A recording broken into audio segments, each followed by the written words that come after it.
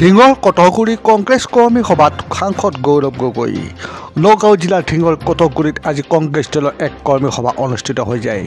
জানিব পৰা মতে বটদ্ৰৱা ব্লক কংগ্ৰেছ কমিটিৰ উদ্যোগত কটগুৰি ঈদগাহত অনুষ্ঠিত হোৱা কৰ্মী সভাখনত কলিয়াবৰ লোকসভা সমষ্টিৰ সাংসদ গৌৰৱ গগৈ উপস্থিত থাকি বিজেপি আৰু AIUDFক সুৰদাৰ সমালোচনা কৰাৰ লগতে কৰ্মীসকলক আগন্তুক লোকসভা নিৰ্বাচনৰ বাবে সাজু হ'বলৈ আহ্বান জনায়। বটদ্ৰৱা ব্লক কংগ্ৰেছ কমিটিৰ সভাপতি নুৰুল আমিনৰ সভাপতিত্বত অনুষ্ঠিত হোৱা কৰ্মী সভাখনত বটদ্ৰৱা সমষ্টিৰ বিধায়িকা শিৱামণি বৰাই বিজেপিক সুৰদাৰ সমালোচনা কৰে।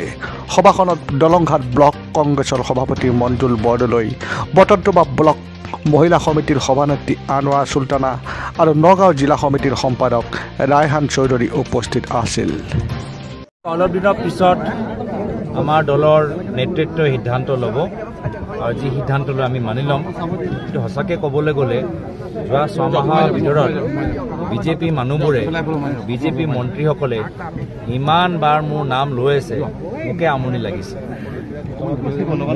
মই নিজৰ নাম শুনিয়ে মই এতিয়া আমনি পাইছোঁ।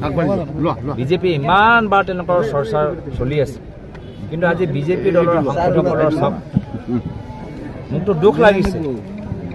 চাহ জনগোষ্ঠীৰ এজন মন্ত্ৰী আমি দিল্লীত দেখা পাইছিলোঁ, ৰামেশ্বৰ তেলী ডাঙৰীয়া।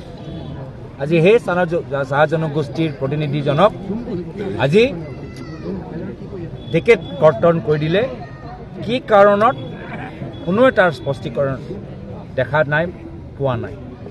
আমাৰ দিনততো ঘাটোৱাৰ ছাৰ, আমাৰ কংগ্ৰেছ চৰকাৰ দিনত ঘাটোৱাৰ ছাৰ আমাৰ চাহ জনগোষ্ঠীৰ যেন শক্তিশালী মন্ত্ৰী আছিলে, কেন্দ্ৰীয় চৰকাৰত ডনৰ মন্ত্ৰী আছিলে।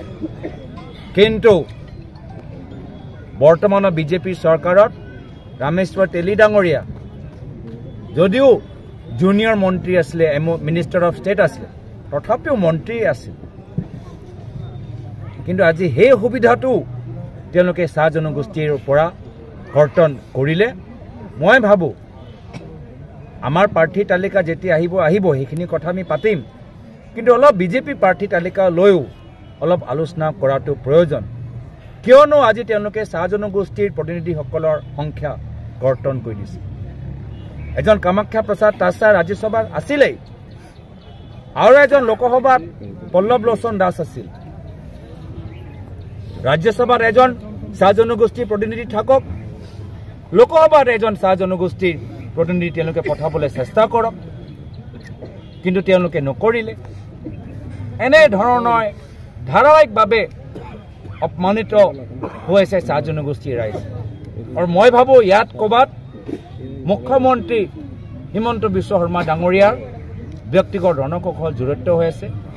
যিদৰে ৰণকৌশল ব্যৱহাৰ কৰি তেওঁ প্ৰাক্তন মুখ্যমন্ত্ৰী সৰ্বানন্দ সোণোৱাল ডাঙৰীয়া এজন জনজাতিৰ মুখ্যমন্ত্ৰীক ৰাজনৈতিকভাৱে দুৰ্বল কৰিলে।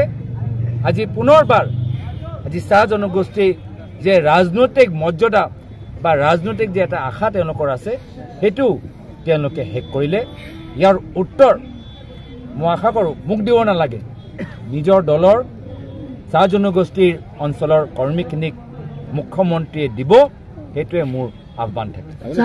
ভাষণ প্ৰসংগত কৈছিলে যে লংকাৰ ৰাৱণৰ লগত তুলনা কৰিছিলে বিজেপি চৰকাৰখনক। আচলতে ৰাৱণ কোন? ৰাৱণ চৰকাৰ হ'ল বিজেপিৰ চৰকাৰ। যি চৰকাৰ বা যি ব্যক্তিয়ে ভাবে যে ধন বল বাহুবল হ'লে ক্ষমতা তেওঁলোকৰ লগত আছে, সদায় ক্ষমতা ব্যৱহাৰ কৰিব, police, income tax, ED, CBI লগত লৈ তেওঁলোকে যথেষ্ট শক্তিশালী ভাবিছে, কিবা পূজা পাঠ কৰিলে তেওঁলোকে সদায় বাচি থাকিব। ৰাৱণো একে আছিলে। ৰাৱণো খুব পূজা কৰিছিলে, খুব হৱন কৰিছিলে। ৰাৱণো খুব শাস্ত্ৰৰ বাবে যথেষ্ট জ্ঞানী, খুব গুণী, খুব তেওঁলোকৰ এটা প্ৰতিভা আছিল। তথাপি শেষত কি হ'ল? শেষত অহংকাৰী হোৱাৰ কাৰণে তেওঁ পৰাজিত হ'ল আৰু তেওঁ সৰ্বনাশ হ'ল। একে অৱস্থা বিজেপিৰ হ'ব। দলে যদি আপোনাক প্ৰাৰ্থীটো দিয়ে নগ'ল লোকসভাৰ পৰা, আপোনাৰ খেল কাৰ লগত হ'ব? দলে যদি মোক প্ৰাৰ্থিত্ব নিদিলেও মই 14টা সমষ্টিত বিজেপিৰ বিৰুদ্ধে মই সংগ্ৰাম কৰি যাম আৰু ৰাজনৈতিকভাৱে নিজৰ দলটোক আৰু সক্ৰিয় কৰি যাম। ইতিমধ্যে ইউডিএফ প্ৰধান বদৰুদ্দিন ৰাজমলীয়া ডাঙৰীয়া কৈছে নগাঁও লোক সমষ্টিখন মিয়া সমষ্টি আৰু ইয়াৰ পৰা মিয়া সাংসদ নিৰ্বাচিত হ'ব। এইটোৱে মোক নিজৰ বক্তৃতাত ক'লোঁ যে বদৰুদ্দিন আজমল ডাঙৰীয়া আৰু হিমন্ত বিশ্ব শৰ্মা ডাঙৰীয়া কথাবোৰ একেই। কংগ্ৰেছ দলে হিন্দু মিয়া ৰাজনীতি নকৰে। এই হিন্দু মিয়া ৰাজনীতি বদৰুদ্দিন আজমলে এটা কথা স্পষ্ট আজি এদিন পূৰ্বে ঢিঙলৈকে আহিছিলে, তাত সেই মিটিংখনত এটা কথা কৈছে যে তেওঁলোকৰ এই সমষ্টিটো অলৰেডি তেওঁলোকে ঘোষণা কৰিলেই জিকিল বুলি, আৰু প্ৰক্ষেপিত প্ৰাৰ্থী আমিনুল ইছলামক সেই একে কথাই ক'লে। আৰু এটা কথা ক'লে যে এইবাৰ যদি আমিনুল ইছলাম এবাৰ সংসদলৈ যায় তেতিয়াহ'লে তেওঁ বক্তব্য ৰাখিব মিয়া ভাষাত। চাওক, AIUDF দলৰ কাৰণে মুখ্যমন্ত্ৰী হিমন্ত বিশ্ব শৰ্মা ডাঙৰীয়া কামবোৰ যথেষ্ট ভাল। যিজন মুখ্যমন্ত্ৰী আজি বুলডোজাৰ ৰাজনীতি কৰি আছে, উচ্ছেদৰ ৰাজনীতি কৰি আছে, সেই মুখ্যমন্ত্ৰীজনৰ কামবোৰ AIUDF দলে যথেষ্ট ভাল পায়। আৰু আজমল চাহাবৰ নিজৰ ভায়েকে কৈছে যে ভাৰতৰ ভিতৰত সৰ্বশ্ৰেষ্ঠ মুখ্যমন্ত্ৰী হৈছে বৰ্তমান অসম চৰকাৰৰ মুখ্যমন্ত্ৰী। যেতিয়া এনেধৰণৰ কাম আৰু কথা ৰাইজে চাই তেওঁ কোনটো অংকৰ দি নিজৰ বিজয়টো দেখা পাইছে মই বুজি পোৱা নাই। শেষত ৰাইজে নিৰ্ধাৰিত কৰিব, আৰু ৰাইজে যিকোনো ৰাজনৈতিক দল যি নিজৰ আদৰ্শ পাহৰি যায় আৰু নিজৰ ৰাইজক লগত বিশ্বাসঘাত কৰে সেই দলটোক কেতিয়াও আগবাঢ়ি যাবলৈ নিদিয়ে। মোৰ অসমৰ ৰাইজৰ ওপৰত বিশ্বাস আছে যে মৌলানা আজমল চাহাব আৰু AIUDF দল যিমানে কথা কিয় নকওক, শেষত গৈ অসমীয়া ৰাইজে সঠিক সিদ্ধান্ত ল'ব আৰু AIUDF দলৰ দুইমুখী ৰাজনীতিৰ বিৰুদ্ধে মাত মাতিব। AIUDFে য'তেই সভা সমিতি অনুষ্ঠিত কৰিছে তাতেই কিন্তু প্ৰাক্তন আক্ৰমণৰ লক্ষ্য কৰি লৈছে। সেইটোৱেতো কৈছোঁ, তেওঁলোকৰ বিজেপিৰ হৈ একেখিনি কামবোৰ চলাই আছে। যি কথাবোৰ বিজেপিয়ে কয়, যি কথাবোৰ বিজেপি মন্ত্ৰীয়ে কয়, একেখিনি কথা AIUDF দলে কৈছে। মানে AIUDF দলটোক বিজেপিয়ে শিকাই দিছে যে কেনেধৰণৰ কথাবোৰ ক'ব লাগে। তেওঁ গোটেই ৰিম'ট কণ্ট্ৰলটো মানে বিজেপি হাতত। আৰু আমিও কৈছোঁ যে মাত্ৰ স্ক্ৰিপ্ট AIUDF দলে কি ক'ব সেই স্ক্ৰিপ্টটোৱে নিৰ্ধাৰিত কৰে বিজেপি দল। আৰু যদি সঁচাকৈ আমি বিজেপি দলটোক নাইকিয়া কৰি দিবলৈ বিচাৰোঁ তেতিয়া ধুবুৰীত AIUDF দলটোক পৰাজিত কৰিব লাগিব। আজি অসমৰ মুখ্যমন্ত্ৰী হিমন্ত বিশ্ব শৰ্মা ডাঙৰীয়া চবে ভাবে তেওঁ খুব শক্তিশালী, কিন্তু এটা গল্প আছিলে য'ত গল্পত লিখা আছিলে যে এজন ৰজা, শক্তিশালী ৰজা, তেওঁ মানে আত্মাটো নিজৰ দেহত নাছিল। সেই আত্মাটো পিঞ্জৰাত এটা চৰাই আছিলে, সেই চৰাই দেহত আছিলে।